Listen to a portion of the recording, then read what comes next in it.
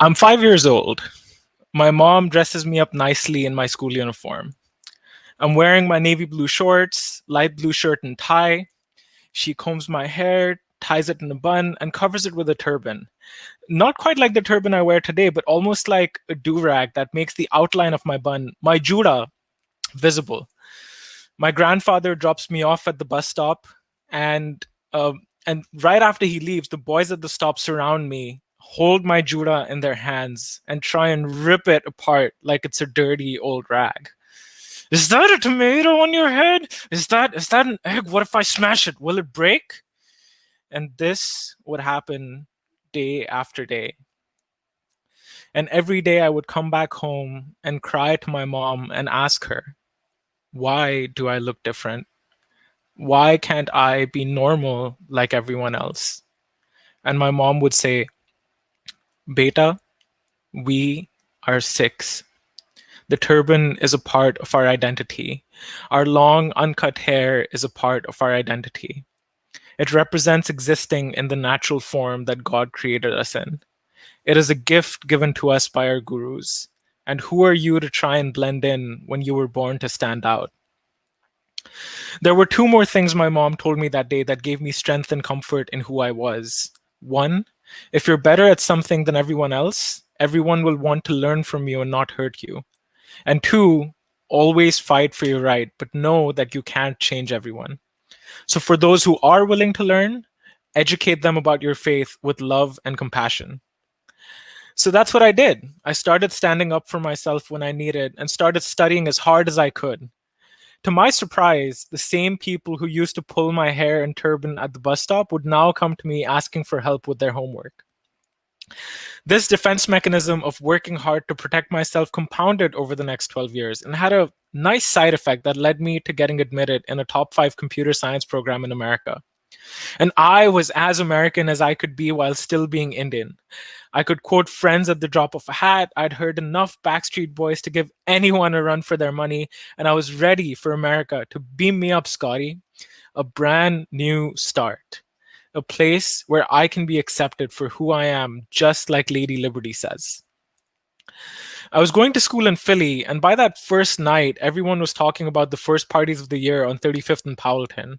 And my experience of American parties was shaped strongly by my multiple viewings of American Pie. I dressed up looking my fashionable best. I combed and oiled my beard, put on my nicest looking turban, and showed up at the townhouse overflowing with freshmen with red solo cups in their hands, just like American Pie. But as someone who doesn't drink, it didn't take me long to realize that house parties were just not my scene. So as I tried to leave and from the crowded entryway, a girl stopped me and said, "Can I ask you a question?" Me? Yes. Are you a terrorist? She said it so unironically that I just stood there dumbstruck for a second. Like Christina said, we are not taught how to react in situations like these. She was she was genuinely asking me out of curiosity, "Are you a terrorist?" And this assault on my identity continued in subtle but mostly not so subtle ways. Every so often, a car would drive by and the driver would shout, "Fuck you, Osama," or "Goddamn raghead." One time, I was stopped at the airport because TSA thought that the jar of pickles I was carrying was an improvised explosive device. And then there was this time when I was waiting for the next bus when a red Jeep slows down near me, the back window rolls down, and the person inside throws a crumpled cigarette box at me and drives away. I stood there shaking because it felt like I couldn't be safe anywhere. A year later, on August 5th, 2012, the Sikh community of Oak Creek, Wisconsin had gathered together at the Gurdwara for their weekly prayers, just like Sunday church. The prayer was to be followed by langar, the community kitchen where everyone, regardless of religion, gender, sexual orientation, is welcome to a free meal. When Wade Michael Page, an ex-army veteran, walked into the temple with a legally purchased 9mm semi-automatic pistol and opened fire on the men, women, and children gathered there. He killed 6 people before shooting himself. It was later revealed that he was a white supremacist and often talked about an impending racial holy war. The media insisted that his motives remained unclear and that the mystery had died with him, but ask any Sikh or Muslim and the motive seems obvious. So maybe it is true. We can't be safe anywhere. The question then is, if I feel so unsafe in America, what has kept me here for 9 years? Why continue to stay? It's because despite its imperfections, America, like all of us, is a work in progress. It is also the kind of country that gives people like us opportunity. You know how they say you cannot be what you cannot see?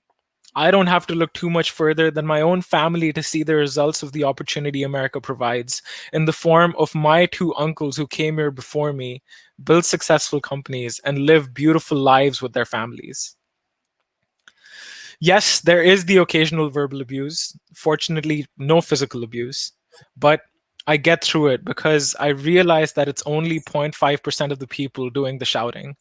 The other 99.5% are on my side. And look, given the state of the world today, maybe I'm too optimistic or maybe I'm too naive to think that the 99.5% are with me. But I'd rather believe and live in an America that I know is on my side and than be in one that is overrun by bigots and assholes. And like my mom said, you can't change everyone, but for those who are willing to learn, educate them with love and compassion. And hey, I'm more than happy to talk because when you look like I do, it's a great conversation starter.